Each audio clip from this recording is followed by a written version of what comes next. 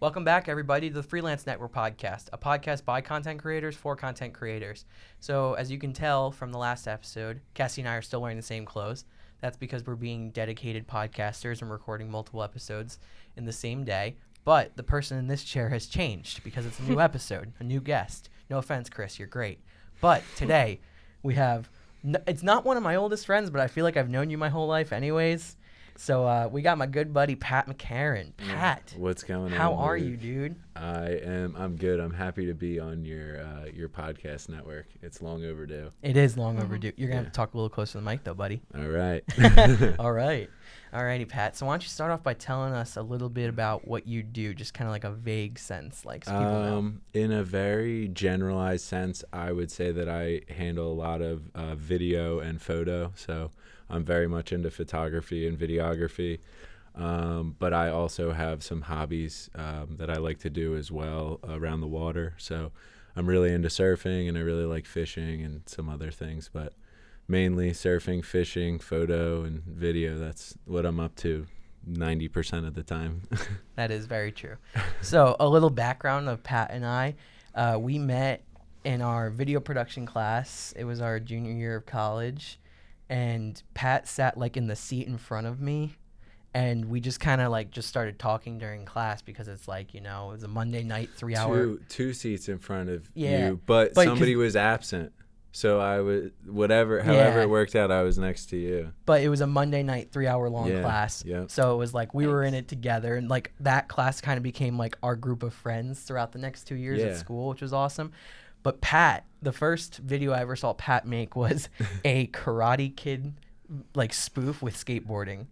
And it was done with a bunch of like teenage kid actors. There's a lot of wind. A lot of wind. The audio. Yeah. But there was a great story there. And I was like, this guy's dope. Like, I like this dude. Yeah. And then just from there, we became friends. And I just saw all the cool things you do. So then why don't you tell us, like, for you, like, when is, like, an early memory of, like, when you first started making stuff? Like, kind of anything. So my first memory of making stuff would be when I was younger. My mom had a camera. And she always had cameras when we were growing up. But they were mainly, like, for photography. And for some reason I just had like I wanted to record video, so I remember it was like an Olympus camera, non-detachable lens, took AA batteries, and I took the camera and started filming my brother skateboarding around the neighborhood. And then from there it was like Windows Movie Maker, and messed with that for a little bit, and then mainly used that camera for a couple years and was very frustrated in finding things that I found cool enough to capture, because like you would see all this cool stuff on TV, and then when you would try and create it yourself, it didn't look the same. So like just trying to translate that for a while, and then the GoPros came out, and now they're on the 8th GoPro, and I can't tell you how many cameras I've had. The collection is still growing. Oh yeah, of course. It's always growing. So then I think that's like a lot of people where like they have a camera and they just kind of film what they would be doing anyways. Mm-hmm. But in your case, it happened to be surfing, fishing, skateboarding, kind of like adventure style sports, that kind of stuff. And like from being friends with him, like every weekend he'd be like, oh, I was in Puerto Rico. Next weekend I'm going to be in Vermont. And the weekend after that, I'm going to be in Puerto Rico again. And and I'm just like, I don't leave New Jersey. Like what do you do? Where are you going, bro? No, I know. Like Luke would come to me and be like, so Pat asked me to go to Puerto Rico. I don't know if I should go. I'm like, that's such a random thing to ask someone. Yeah.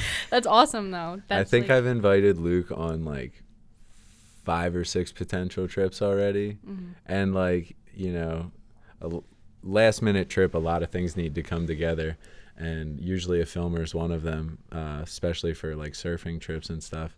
So I contacted Luke when I went to a contest in Puerto Rico in October. That's what they were talking about. And I just remember talking to you and like wanting you to go so bad because I knew you'd like to go, but eventually when Luke and I get to go on a trip, it'll be Yeah. It'll be Unfortunately, really fun. it was because of work that I Yes, couldn't. yeah. But Well, Luke has a very you good have work so ethic. many jobs that I I mean, mean, you're gonna have to take like off eventually. I feel attacked anyways, Patrick. So, Pat, tell us about throughout school, one of my favorite things that you would do, which you continue to do, but like it was kind of part of your college thing, was you would make these really great like highlight videos that you called reels of just pretty much what you did that year. Yeah. So like kind of talk about those and like your The process. Yeah. Yeah.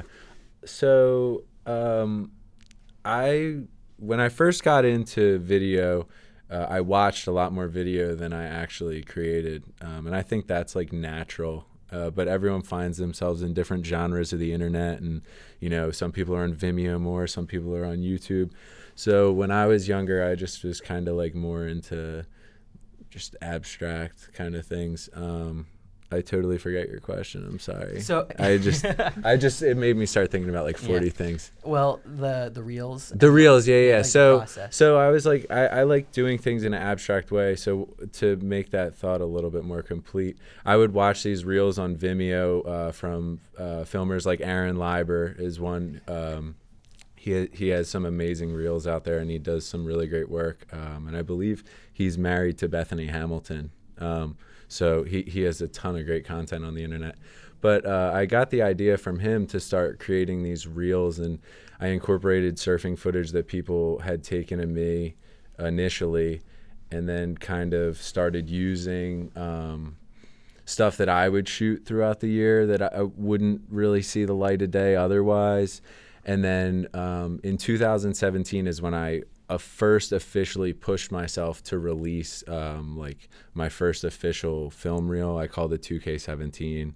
I edited that when I was in Nicaragua, which was a really cool experience, just being out of the country and having a different space to create and stuff. And I really think that like benefited my video, but I really did push myself because it is hard to put stuff out there in this market. You know, it's hard to get past your own mental. A lot of the time people don't really care, but you know, for a while it's very hard to put out stuff that's original, that you can really feel like, you know, because everyone's an artist in this industry more or less, you know, whether you're doing audio or video. So I mean, I with those film reels, I mean, those are like my children, you know, every year. And I'm always right on the same time scale. I try and get it done by the 1st of January, and it doesn't get released until like the first week of February, second week of February.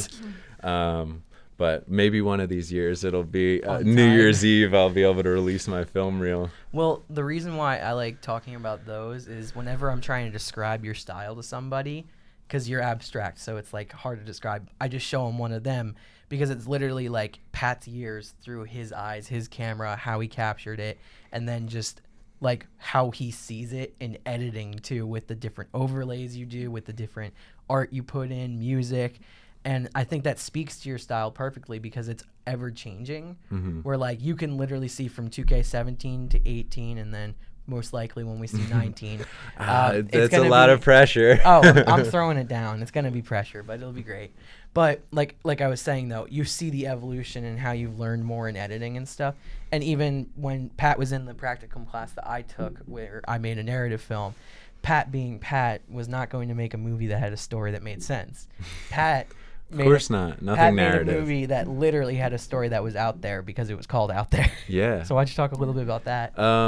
So Out There was something that I made in my practicum class, like Luke said, and the premise of Out There was just like very abstract shapes and reflections and just like very abstract images, like you'd almost find the still frames just like as being pieces of colorful art and whatnot, and all put into video, moving around. And the other thing I really enjoy personally is like a switch up in video and audio, but like attempting to make it more seamless, like it makes sense.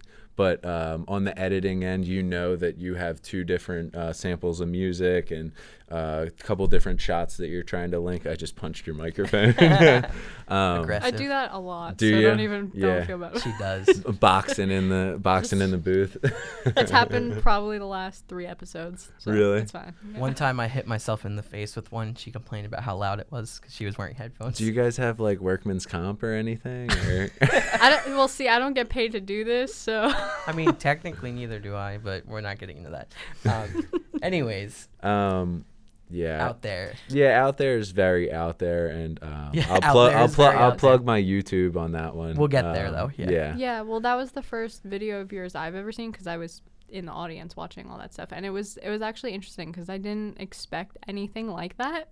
And like I was just watching like narrative film, and then it was like documentary, whatever, and I expected that kind of stuff, and then you did that. I was like, that's actually really creative, and I didn't think that something like that could be used for practicum. So it was really good. I appreciate that. I did work very hard on that, but that's not, I was just happy that I was happy to put that out there. That's how, like, with my process, I try and create as much as I can, but that leads to a lot of keeping stuff for myself, and not out of, like, being greedy or selfish. It's just, for me, it's kind of hard to put myself out there sometimes, and picking and choosing what you think is right, and sometimes you make the right choice, sometimes you don't. Yeah. And then they switch the algorithm, and it is what it is. So yeah, that's how I'd finish that. Yeah.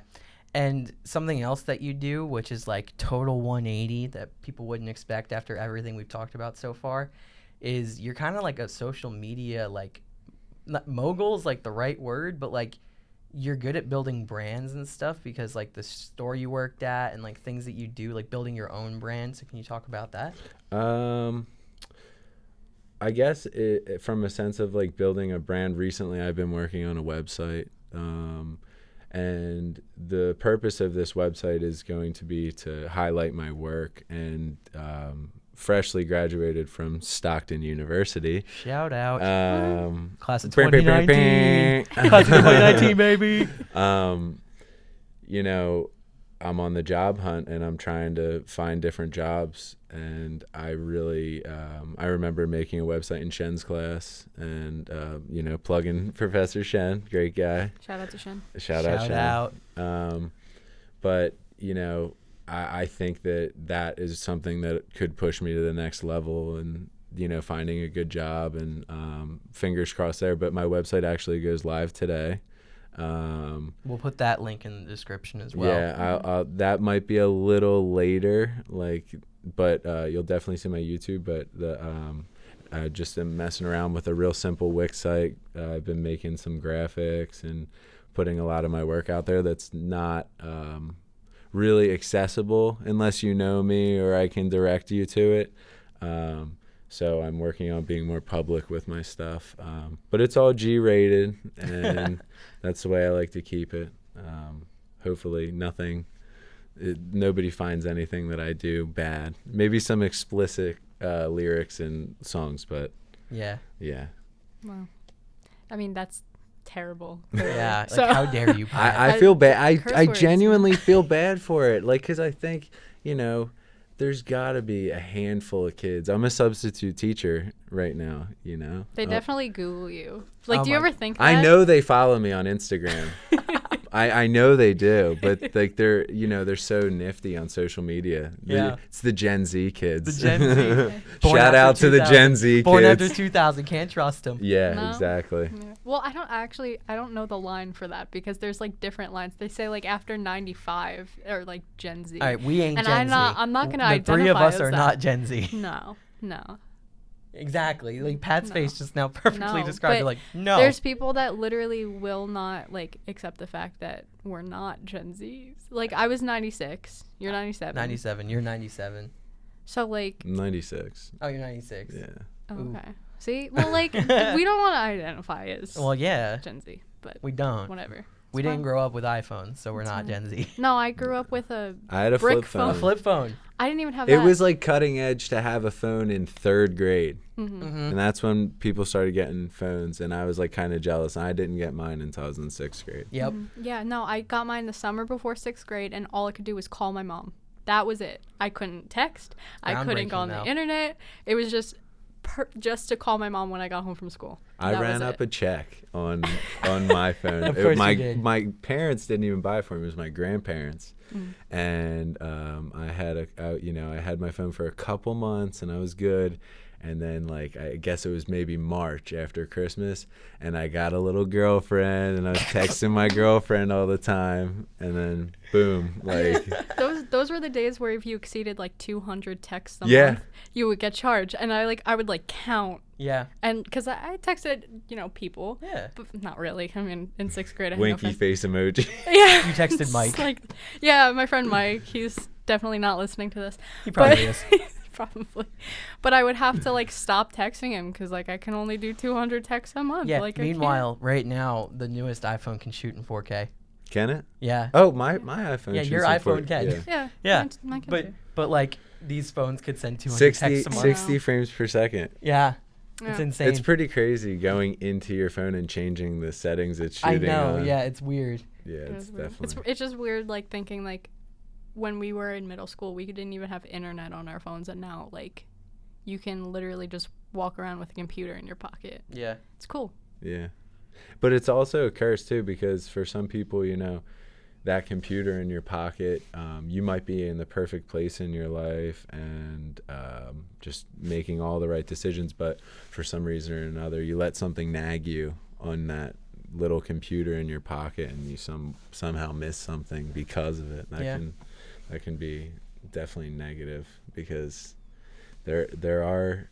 I mean, I recently did seasonal training for UPS, and I was so shocked at how much they were about not being on your phone.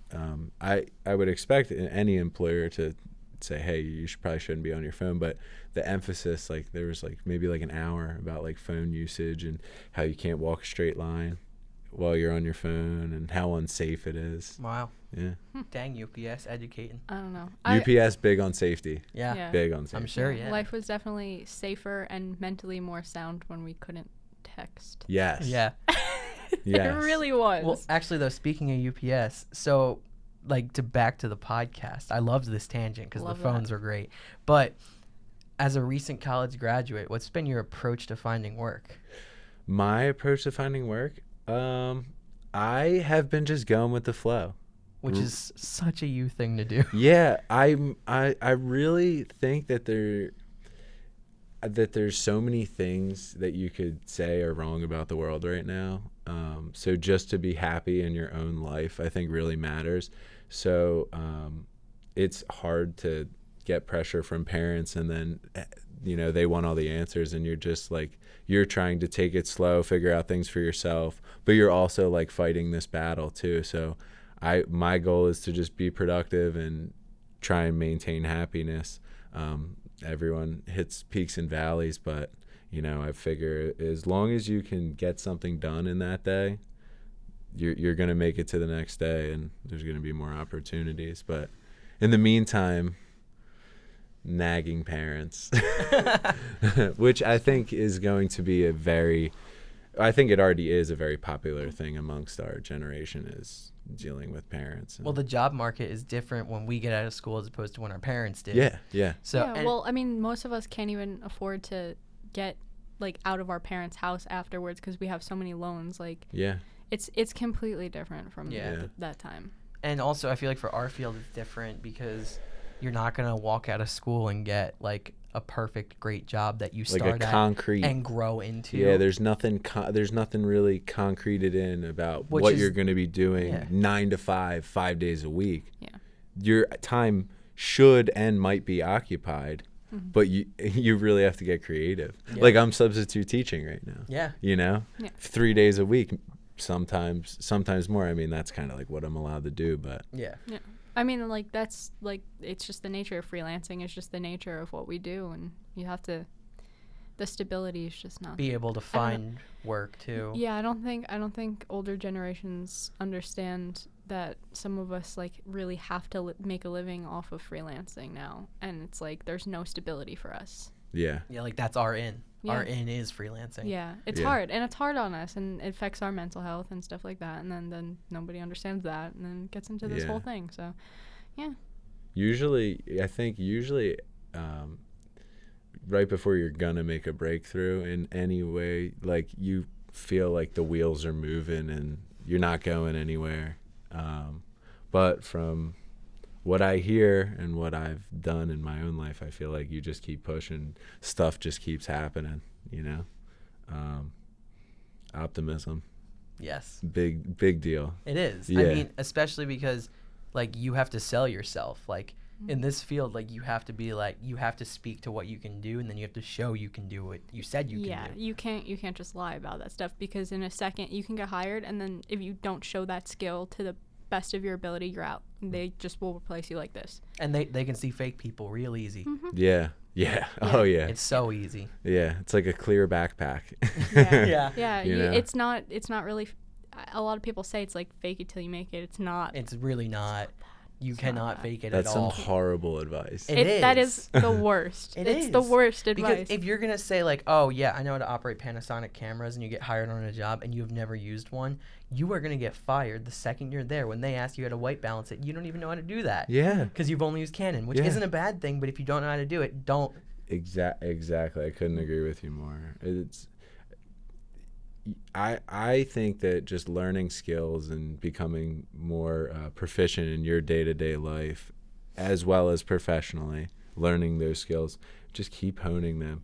It's like being young is so weird because you've only lived a conscious life for so long, you know, so you're still you're a kid adult in some ways too, so it's very easy to doubt yourself. But bringing it back to the freelance thing, and doubting yourself, I think in the beginning is right after school is when you should take the time, and you might not be making as much money, but that's how I'm gonna do it. Yeah. You know, I'm not making a boatload of money right now, but I'm happy. I have a low overhead, and I'm gonna keep grinding. Yeah, exactly. Awesome. Yeah, so why don't you tell us a little bit more about, like, the trips you take, because these reels that you make are basically just, like, footage of, like, the 10, 15, 20 trips that you took throughout the year. And I think it's cool because, like, a lot of people wish they could do that, where it's like they just get on a plane, go somewhere and film, and you actually do it. Yeah. So basically a goal I set for myself after my junior year of high school. So my junior year of high school, around Thanksgiving, that was the first time I went to Puerto Rico for the first time. And that just opened my eyes to just, you know, different culture that's possibly out there. And Puerto Rico is really unique because when you go down to the island, it's very similar to flying into Fort Lauderdale or Miami because you don't have to go through customs. It's a warm place. It's a pretty short flight for most people on the East Coast. So when I first went down there, I was like, wow, this is really cool. My first, like, Caribbean experience. And then seeing the difference between very flat New Jersey to, like, there's elevation there. It's a tropical rainforest. We live in a temperate climate. So as, like, a filmmaker, as a photographer, as a surfer, just nature lover in general, I was like, wow, I can go to different places other than where I live, you know. And that comes into the conscious adult thing because at 17 you haven't been on many trips, or at least, you know, most people. Or at least trips on your own. Yeah, exactly. Like, it's different when you're with your parents or when you're on your own. Yeah. So immersing yourself in that culture and checking that stuff out. And then the next year was Mexico, and the year after that was Nicaragua. And then my senior year of of college, I'm totally forgetting where I went. I think I went to Puerto Rico again, but I just didn't go over the same time frame. No, you went over Thanksgiving. Yeah, it was but, like, I had been traveling the 3 previous years over New Year's. Oh, okay. So that was pretty cool.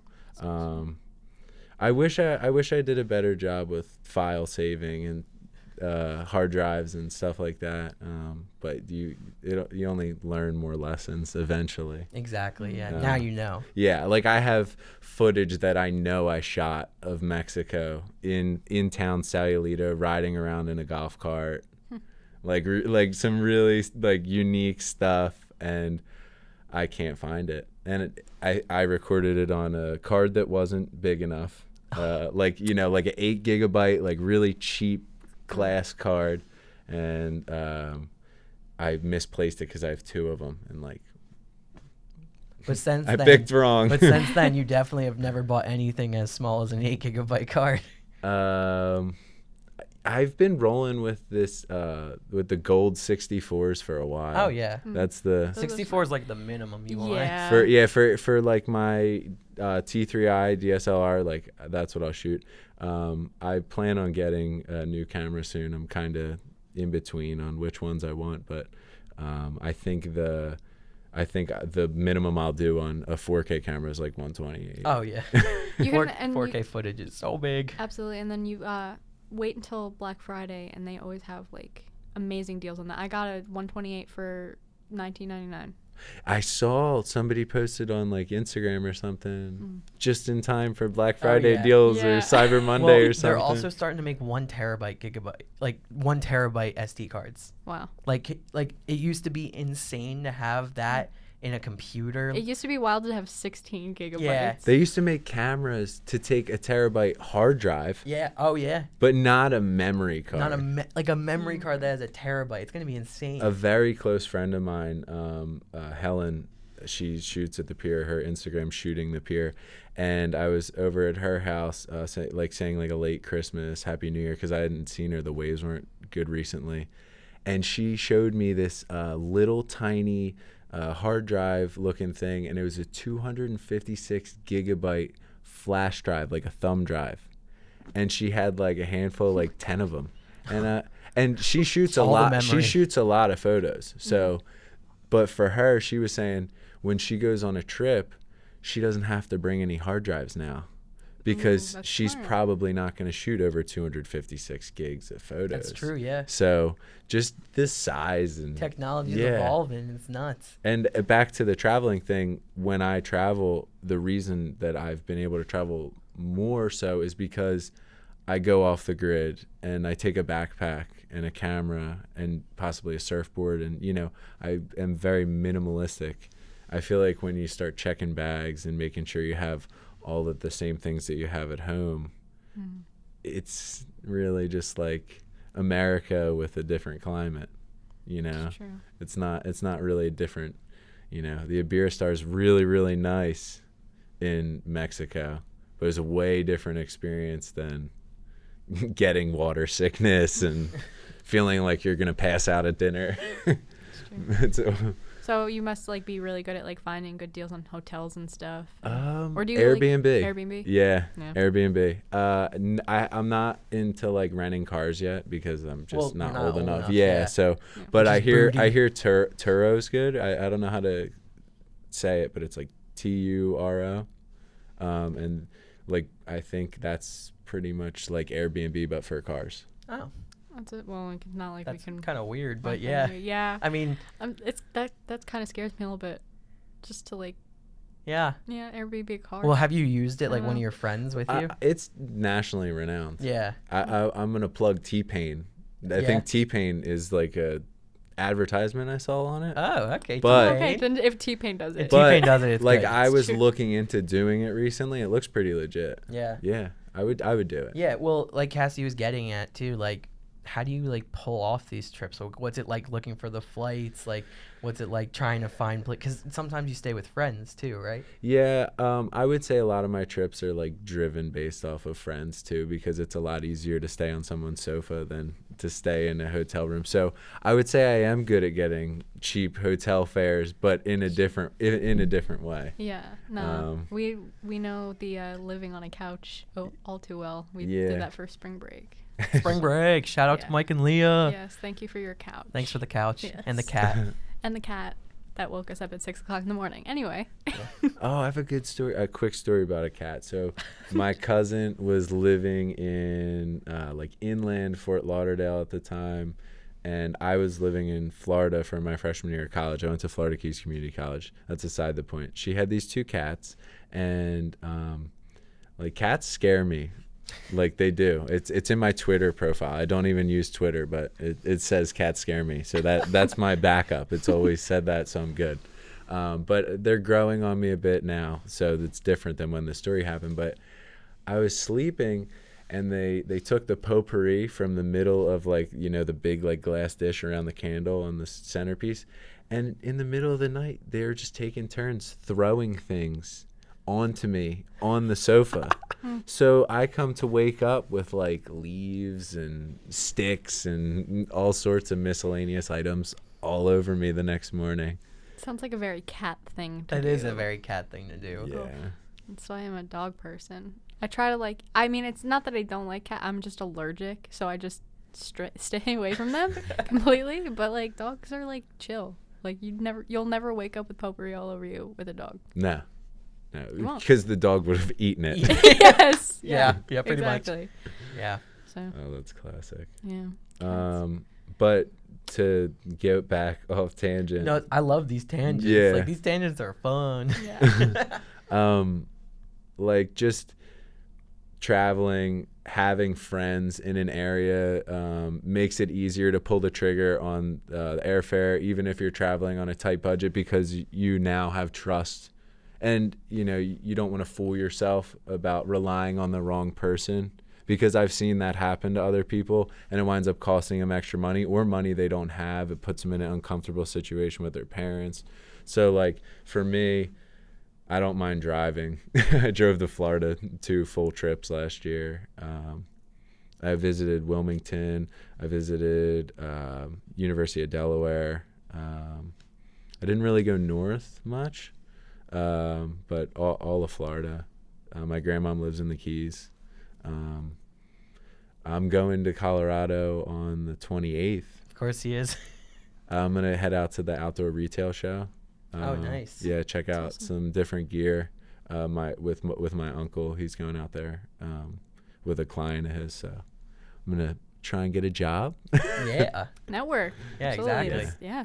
I mean, hey, whatever works. Yeah. Oh, I went to the Surf Expo when I was younger, and that was when I was surfing a lot, and I was on the ESA All-Star team, so they induct you at the Surf Expo. And the Surf Expo, why I brought that up is because it's very similar to the Outdoor Expo, but the outdoor retail show is in Denver, so it's more outdoorsy, mountain hiking, less water sports.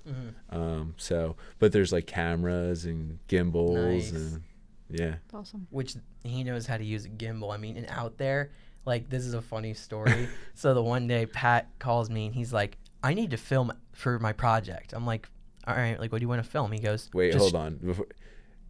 I need to film for my project. Yeah, you needed to film for your project 2 weeks ago, Pat. Yeah, I was going to give you the benefit of the doubt. No, I'll roast myself. It's Yeah. okay. But so he's like, just show up at my house at like 9 tomorrow. I'm like, all right. So I show up, and it's like an hour of just walking around. Pat's like just formulating a plan in his head. He's like, we're going to go here, we're going to go here, we're going to go here. I'm just like, all right, okay. And I'm showing Luke things on the shelves in my room. Yeah, just art like a harpoon collection. gun, like just random things. Just I'm like, oh, I made this frame when I was 8 years old. yeah, and I'm just like, okay. I was like, I want to put a painting in it. Yeah. And he's like, all right. Yeah. But then we leave to go to film, and he's like, you're driving, tosses me keys. And that's because he wanted to hang out of his window with said gimbal and sunroof, just filming things. And That's how you gotta do and it. then like at one point I was driving, he's like, pull over. I'm like, what? He pulls over, gets out, and just starts filming like the ground. I'm just like, okay. Like, all right then. And like the entire day we just drove around Atlantic City. We went on some roofs, we went to random buildings, we went on the boardwalk. We were looking for shapes. We were looking for shapes. We were looking for shapes. He was like, keep your eye out for like Circles. Yeah. Yeah. And I was just looking around. I'm like, oh, there's a cool circle. And he's like, let's go. And just like turns around the car.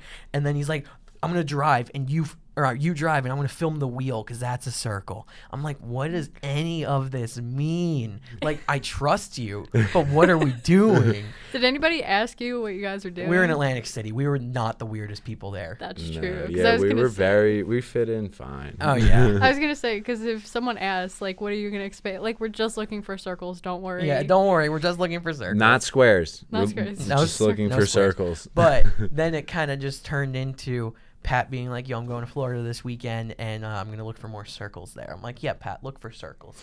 And then it turned into out there, and it was just sick. Like, it worked, you know? Yeah, when I went to Florida, I found some circles on the ceiling of Live in Miami, the course. nightclub, and actually, there's a lot of circles there, and I suggest going. Don't buy any alcohol because it's overpriced, but definitely glance at the ceiling because it moves.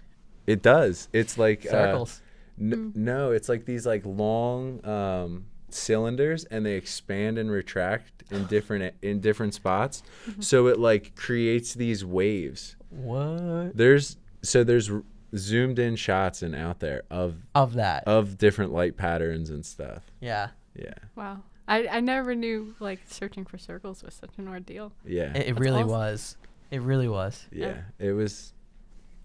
Now, we've talked about, like, what you've done and stuff, but, like, ideally, what would be, like, a dream job of yours or something that, like, is, like, a goal of yours to attain? I feel like people throw around like a creative director position. Like, I think that's thrown around a lot in the past couple years with like Instagram making pages of business and whatnot. And I think there's some really good creative directors out there, and that's like the modern day art renaissance man kind of mixed media. So like to put that into a position like in similar to that art director, creative director, getting people together, like more like I would guess director generally. Like I would like to direct things, but I also like, you know, shooting with the camera, and I like being hands-on editing too. So I could see myself potentially, you know, having a business where I have my own team and work on stuff, or maybe I work for someone else. I'm not really sure. I just got to kind of find my niche.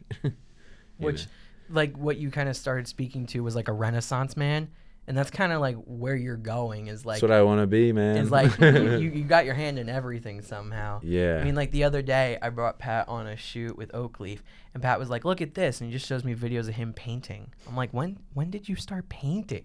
And they're sick. I mean, why not start Well, painting? not why not, but just like, when does he have time? And then he just does it so well. I'm like, all right then, Pat. All right, Pat. There he is. Yeah. Watercolor, acrylic. You can find me in the lab on weekends sometimes. When he's not editing videos. Yeah, usually I like to paint to like clear my head. I like to surf to clear my head. So when the waves go flat for a while, I have to get creative, or else I start going stir crazy. Because I like to move around a lot. And painting's weird because you don't move around a lot, but you move around a lot in your head. Yeah. So like I'll be sitting there and like trying to think like all these things at once, and it's like great stress relief because you're not like too worried about it, because it's like, oh, you mess up, you can just do another one. It's the most relaxed stance on painting I've ever heard. I know. I love it. I know. I mean, I've been trying to find hobbies for years, and he just has done all of them. This is AC just Moore do was them. closing. I mean, It is. Oh, yeah. That's where I got my Cricut machine stuff. Yeah. Yeah. so you go AC Moore. I got a $16 Marvel art set for a child. And after this, I'll show you guys some pictures of the watercolor that I did with that $16 set. Oh my God. Awesome. And I just bought it because the box was cool. And it was the only watercolor pad that like wasn't broken or fallen out of the. Yep. Yeah, it was like the Crayola one, which would have been perfect. Like it looked like they got run over by an elephant. That always happens. That's why they're closing. Yeah. For Yeah. sure. Yeah. That's So. Michaels has overtaken AC Moore. Michael's True. has the what's the word, monopoly on the art market. There's been like 3 in my area that have just opened up out of nowhere. We had no Michaels, and now we have 3. I don't understand. It's an empire. And then now AC Moore is closing. So and now my boyfriend's name's Michael. I don't know what's the deal with these Michaels, man. Oh, Michael. All right. So, do you have any more before I ask him a question? No, go for it. All right. So, in the last couple episodes, we've been asking our guests some past Q&A questions. So, for Pat, we were going to ask him, what do you think YouTube or social media will be like in 10 years, and how can it evolve better for creators? Shout out to Mitch Marsico for that question. I think that's a great question because it's like opinion, and it's about YouTube, which is like a platform that's kind of stayed the same for a while now. But I think like the speed of the internet and things like that have really helped YouTube and the quality. I would just be really curious to see what the whole format looks like. I feel like the internet's going from 2D to 3D. So it's going to be really interesting to see like where 3D cameras are at that time. If there's like a consumer level one that's good, like, you know, like the quality of content. I'd be curious to see if like the quality of content, I doubt it would go down, but I would just see what level it's at, how YouTube's presenting it, like if there is a format switch. But like I said, I doubt that because it's like they kind of have the recipe. They're not gonna change it. But advances in the internet and stuff like that, like in 10 years from now, I consider the internet world to be, and technology, like it's science and similar to doctors and medical research. So 10 years from now in science, you don't know. And same thing with video. It's like, was there going to be a 64K camera at some point? Yeah, I mean, 8K is starting to become normal. Yeah. Which is nuts to me. I haven't even switched to human 4K projector yet. screens. Like, do they put you through the machine and now there's like the camera cloned you. And it's like it's like VR technology is becoming more and more accessible in homes. Like it's not like a super luxury to have a VR headset. Yeah, I'm pretty sure they sell VR headsets at Five Below. I think so. I mean, or something which is cool. Yeah. Yeah, which is cool. I mean, but everyone also gets their hands on it. But also, Oculus comes out with like a pair that's like $400 or $500, which like realistically, that's not like a VR headset 10 years ago. One would have been like probably didn't work that good, or it cost like 10 grand. I mean, I know so many people who would be so excited to get a brand new surfboard for $500 and pay $750. Yeah. So yeah. I'm sure somebody pays that for a VR headset, you know? Yeah. What do you think about social media, though? Because I know a lot of people, we've talked about this before, but like Instagram and Twitter and stuff are like really big right now. What do you think they're going to be like in 10 years? Or do you think they're just going to phase out? It's going to be interesting to see what, you know, people around our age, like how they age with social media. Because for me, I always kind of use it as like a highlight book for myself. You know, if I put something out on my personal Instagram and I really like the video, I have it there because in 5 months from now, when I'm thinking about that memory, I want to go back and I want to look at it because it made me happy. But not everyone thinks into it that much. So it's going to be interesting to see like the people who really don't have a lot to say about media, but they just kind of consume it, how they feel. And then I could foresee there being movements against social media because, you know, that's how human nature is. Like we go from one extreme to the next. So, you know, you don't know what's going to happen in politics or you know, a bunch of scenarios. But I would just be same exact thing. Like I said, with YouTube, I would be curious to see the format. Like if they figured out that like swiping this way, which I don't think swiping that way is easier than swiping down, but like, you know, like maybe they made it horizontal or I don't know. I don't design technology, but that would be like my most curious thing because I'm not really tapped in on that. Yeah. All right.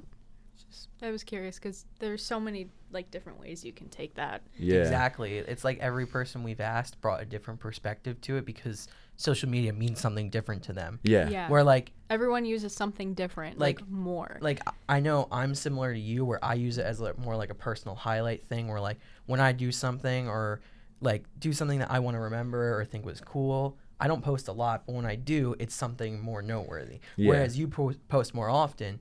But I mean, you are doing crazy things more often. But like the point is. But you think I'm doing crazy things more often because for a certain period of time, I wasn't putting out content, and now I have trips and B-roll and nature photography and all this stuff on my hard drive that like only I know about, or a couple people know about certain things, so I can put it out. Like I put out the day before my birthday. I put out because there's waves 5 years ago, the day before my birthday, and I know that because of Facebook and whatnot. And this picture came up, and I wanted to post it back then, and I convinced myself not to. And then it popped up a couple times, convinced myself not to. And this year, I guess it was the year, because I saw it on Facebook. I had never posted it, and I said, all right, I'm gonna post that. So it would just be interesting. Yeah. And I think it'll be interesting to see too, like I'm curious to see how you keep using it because I know you're trying to build like a personal brand, which is awesome. And I think the way Instagram is going is more for the creator as opposed to the consumer, which is good because consumers get better content that way. If it's made more for the consumer, then yeah, they'll use it still, but now they're getting better content out of it. So people like us who make, I think, are hopefully going to get into like a mini renaissance of like Instagram's going really good. We can use it to spread our message, our word, our content, that kind of stuff. I would like to see Instagram, and this is hard because you learn about like gatekeepers and filtering media and stuff, but like I would like to see Instagram kind of like almost filter a little bit better, and nobody's can have a perfect algorithm on anything. I mean, I don't think anything's ever perfect.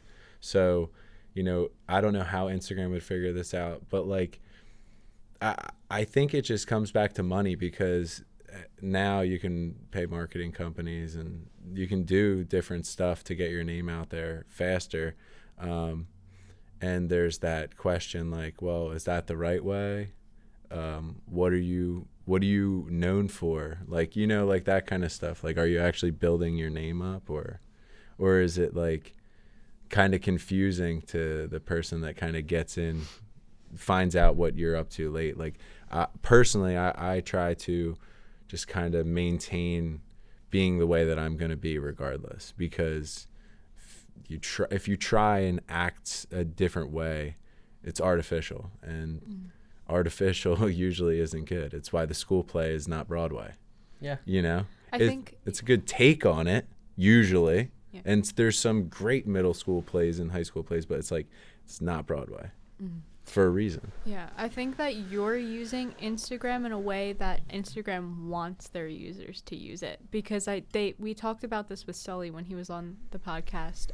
They're getting rid of, or starting to get rid of, the likes because people were posting for likes. They would take pictures down if it didn't get enough likes. Yeah, which blows my mind. It got weird for people's mental health, and then whatever. It's a whole gray area. So Instagram kind of implemented this to kind of,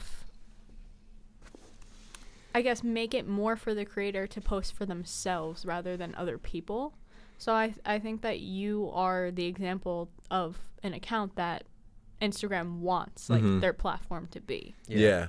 I try and restrict myself, and I have certain sponsorships with surfing and that I'm so thankful for. Hyperflex Wetsuits hooks it up, Salty Crew, and Surfer Supplies in Ocean City, and like those pages are businesses. So I do plug them on my page a lot. But that's because they're in my natural progression. They're in my lifestyle, how it's going to be. I walk out of my house and there's a wetsuit on my fence. That's how it looks usually. Yeah. So like that's not different from my life. It's not a reach, so I have no problem doing that. But like certain products I might not highlight as much because not for like from a money standpoint, like they're not paying me or that, just because I'm not as comfortable putting out that content because it's not as me, you know, it's a reach. Yeah. Well, one thing we talked about with Sully and with some other people is authenticity. Yeah. And like the podcasting world is all about authenticity. Like we're putting ourselves out there to our listeners, our viewers, whatever. And the second we stop being ourselves is like it's like ruining the mission we set out to do. Yeah. Because we want to bring on people to tell their stories and become part of ours. And like that's like one of my favorite things about you is you always keep it real. Yeah. It's like no matter what's going on, no matter how tough it is to hear, you say it or you do it. Yeah. And like that translates into your work and into your videos and that kind of stuff. So I think that's great. I appreciate that. I will at some point have some sort of merch. I will. Oh baby. And can't wait. Plug the merch. I'm actually wearing my friend's merch right now. You know, if you listen to the Freelance Network and you want to steal my idea, good for you. But please don't. I will be using some sort of a spade graphic. Okay. You know, to call a spade because Yeah. I do try. I appreciate that compliment because I do try and hold myself to that genuine, authentic, and try and call it the way it is. Because if you're not calling reality, you know, we're not living in the video game. It's easy to tell yourself that we're living in the video game. You can restart this level or try something again. You're not. You know, if I miss an opportunity, I beat myself up about it. But you still have to move on because the next opportunity might miss you if you're in your own head and whatnot. So move on, stay optimistic. Yeah. And speaking of that authenticity, Pat, why don't you check out that camera right there and tell all these people where they can find your authentic content. You can find my authentic content on my Instagram, which is PATMC with 2 underscores. So that's at PATMC with 2 underscores. And then my YouTube channel, I'm working on getting more content on there. I just actually put out a video today, which was a master class I shot here at Stockton with St. Luke. He ran that with some different people he knows in the music world, and they did a really good job of like kind of producing beats live. So that just launched today, and my Wix website goes live tonight as well, but that's not going to be really for public consumption. That's like, well, this video is being posted a little bit later anyways too, but so everything will be in the video description because you do want to check out this stuff. Yes. But Pat, this was a long time coming. Yes. A couple missed dates due to different things. Yes. But it's all good, homie. I have a car now. You do have a car now. But this isn't the last time you'll be on. I appreciate that. You're already part of the network, but now you're officially part of the network. I am. I'm so excited that this finally got to happen. I know. Yeah. Thank you for coming on because I know it's been like weeks. So it's like, all right, Pat's coming on today, and it's like, no, he can't. Pat's coming on today. Wait, no, he can't. So, yeah. I would tell Luke, and we get closer to the day, and then I'd be like, all right, I'm 70% in, and he's like, okay. And like 2 days go by, I'm like, I'm 85% in, and he's like, all right, cool. And then something pops up, and boom. I'm 0% in. I'm like, Luke. Which it's all right. I get it. Yeah, I tell him a week out, I'm like, I can do it unless these 3 things happen. He is, like I said, he keeps it real. He keeps it real. Yeah. But the communication is there. Yes. Yeah. But it's like not always. No one's perfect. I'm not a communication saint, but like when I set out to make this podcast, you were one of the people in mind that I just wanted to talk to because I appreciate that. You always bring up such fun things. Like our conversations that we just had in between classes or in class were always just so fun. Mm-hmm. So we're definitely going to have you back on again soon. I'm sure you'll be having something going on. I mean, if you follow him on Instagram, you'll see that there's just something always cooking. Yeah. Big or small, something's happening. But or something was already cooked up. That you had no idea was from 4 years ago. Yeah. Yeah. Yeah. So thank you, Pat, for being on. No problem. Thanks for having me, guys. And thank you, everybody, for watching or listening. And we will see you soon. Now, that's a pod. Woo-hoo! All right. All right. All right. Thanks, bro.